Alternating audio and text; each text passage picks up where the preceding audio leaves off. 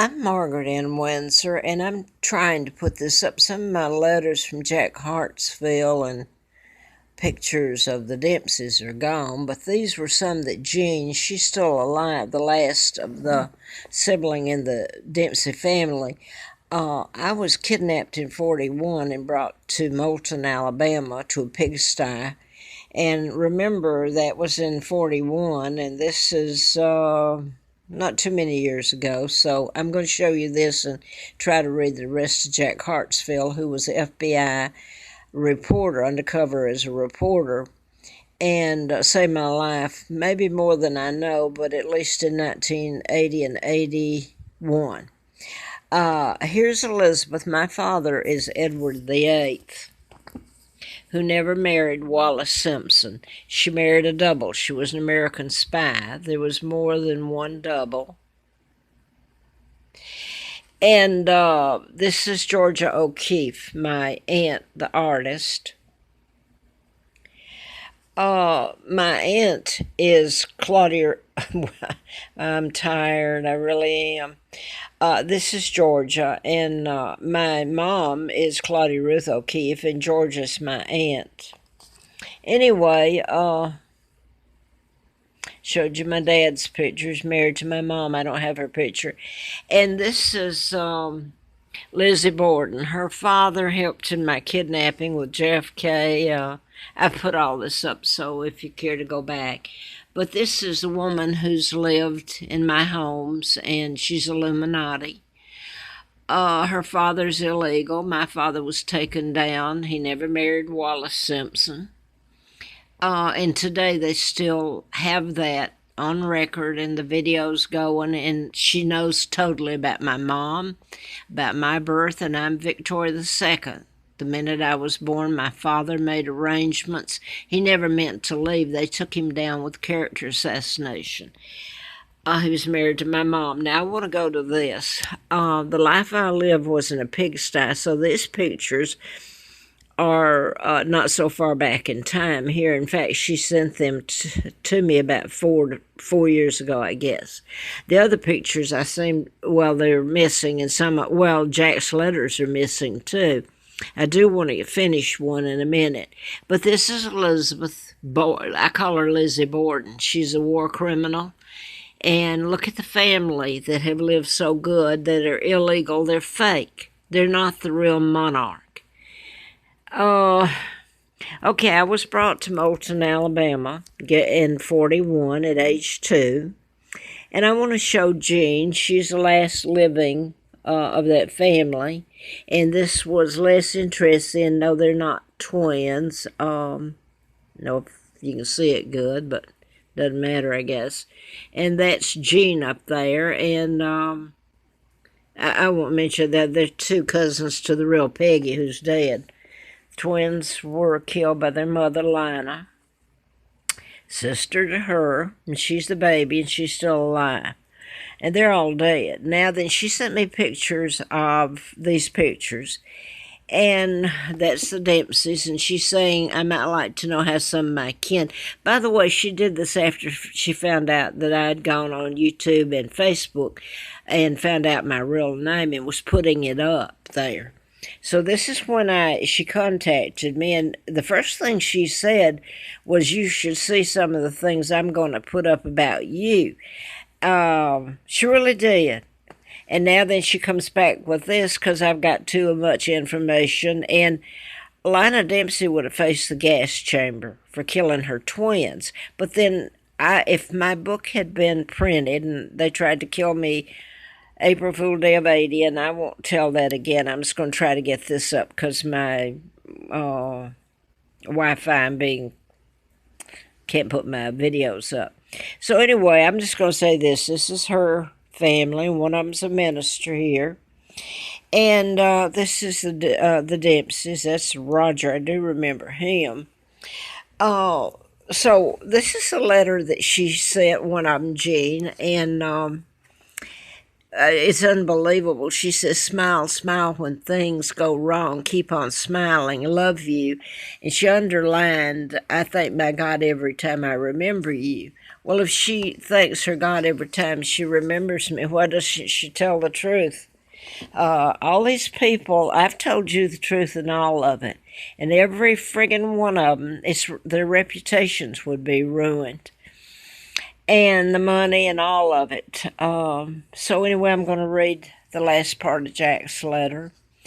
I did find this one this morning that was tucked away, and most of them are gone, but this is just that it's from Jack, and he was living in New Hall. And by the way, in some of the letters he stated he visited with Larry Flint.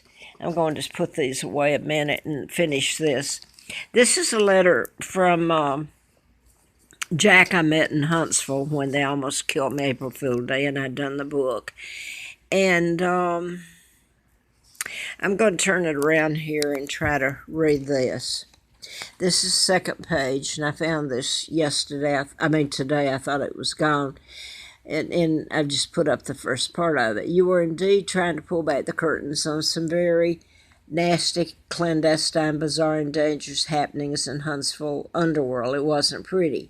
So to discredit you and me later, and he saved my life a couple of times at least, was simply to go to any length to destabilize your life talking to me, make you appear as nuts, loony, schizophrenic, paranoid, to break you if at all possible, psychologically and emotionally. I know that feeling all too well. Believe it if you choose or don't, but the U.S. Attorney in St. Louis, and so I'm going to skip there because it has mob. I don't really know about this here. As you may know, I was fired. As you may recall, I was fired from my job at the Huntsville Times for being interested in some things which I should not have been interested in. Divorce, lost my home. In other words, he was telling the truth, and he was also writing about, and I put this up yesterday, I did have a letter that stated that, where the Mike Gillespie hired me. He was head of the, what is that does the hiring for the Madison County, Huntsville, Alabama, NASA, all that. But anyway, for the district attorney's office, I passed a background check. This is after I was almost killed in the most horrific way. I shouldn't have walked away from it. That was April Fool's Day of 80, so I'm illegally taken across the state line by line of Dempsey. And yes, these people know it. They wrote this cute little letter. I let them tell the truth and see if the law works. She should have been Jean. She knows it, and I'm sure she shared it with her nieces and nephews, the cousins to the real Peggy and Carl. So I'm going to leave it there. She'd face conspiracy and to murder and cover up, and knowing that the Carl and Peggy were killed. And I can remember the day she came back when they put me there. And the Fairhope, Alabama, I just put that up here. It was where Tressie had been, was in some kind of school. And the old woman, the grandmother, Lina Dempsey's grandmother of the twins, was telling me that I had to tell everybody I was Peggy. And I remember us talking, and I won't say that again because it was about Fairhope, Alabama. I thought it was odd that Jean sends this letter. And it's Fairhope, because that's what scared Annie Carter when I remembered that. Because how would I know that Tressie had gone to, when I was kidnapped back then, to Fairhope, Alabama, to a school in some kind of making handcraft. So that scared her. But anyway, this is Jean, the youngest, that's still alive. And she could always have chosen to go down and to tell the truth. She's such a religious person here. So here's the rest of Jack's. I hope I can get up. So Jack tried to write about Mike Gillespie that hired me at the district attorney's office. He was head of personnel. And, it was all laid out. Simpson, the DA, knew I was coming there and everything. in the shape I was in, too, and the sheriff and all that. Anyway, I'm going to finish this if I can, Jack's letter. As you may recall, I was fired from a job, and I meant to say this, and I'm sorry. I am tired, and I have bacterial infection, ear and bladder, and I am in pain. So let me finish this if I can. Anyway, Jack was, one reason supposedly he was fired was because he was trying to write about Mike Gillespie being shot and killed in the middle of the street. I believe it was at dusk, and across the street, if I'm not mistaken. I wish I could go back because it was somebody important in all this. I think it was old Senator John Sparkman, U.S. Senator, who was involved in taking the ransom. And the United States may not pay ransom, but they sure did collect it. So anyway, Lana Dempsey, mother of the twins I'm talking about, she was with him when he died. I'm talking about Sparkman. Oh, Senator Sparkman. He died after 83, but she was with him. But Jack was trying to write about the murder of Mike Gillespie. Now, he was murdered right after he hired me, okay? Anyway, I'm going to try to finish this. He was fired from his job at Huntsville Times, etc. So you and I both paid our dues. They went to a lot of effort, didn't they? We earned the right to be nuts, but alas, we aren't. At least not yet, quite yet. You may or may not know, but during the period when our paths crossed, Huntsville was considered the third most sensitive area in the nation where national security was concerned. Remember the FBI letters I told you about, ongoing investigation, national security involved. Well, it was ongoing, stacking crimes against me and torture, because if the truth were told, I mean, you've kidnapped the Queen, you've tortured me and my children in ways, took down my father, who married an American, Claudia Ruth O'Keefe, and all the lies and things that, anyway, you get it. Okay, after all, it was the guts of the U.S. space program, by the way, that came to be after they kidnapped me and put me 45 miles away. The Kennedys and all did it. Your mafia, your global illuminati, under the guise now of the United Nations. After they took my father down, and illegal treaties all signed after then, and they came in and took over the UK with Sir Winston Churchill and the Archbishop of Canterbury, who didn't want my father marrying my mom, Claudia Ruth O'Keefe. Oh my God. Anyway, let me get back to this before it goes off.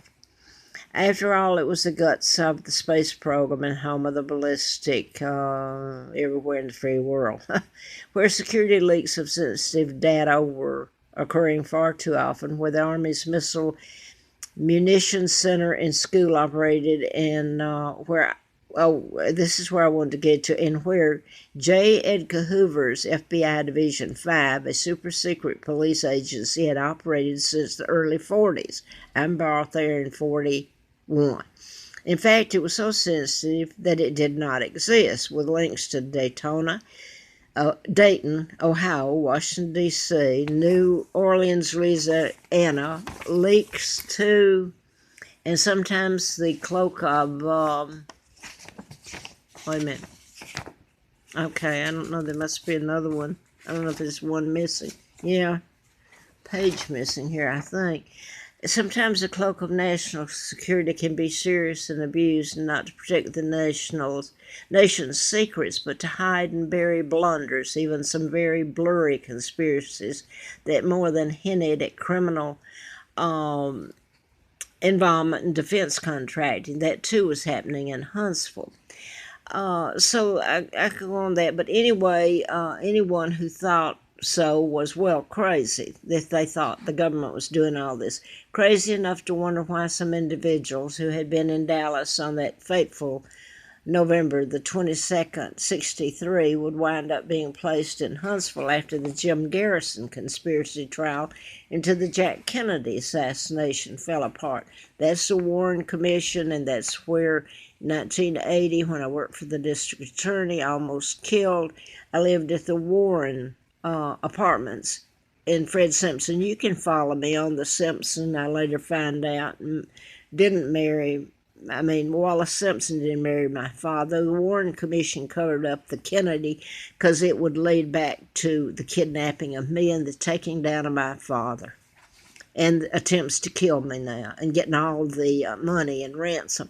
So anyway, this is Jack saying individuals looked up in Huntsville, said it was forced to be placed in Huntsville, and discussed being interrogated in Dallas. And there were ways to deal with crazy. So you're all crazy if you tell the truth. And bringing crazy about, or at least make it appear that way on the surface.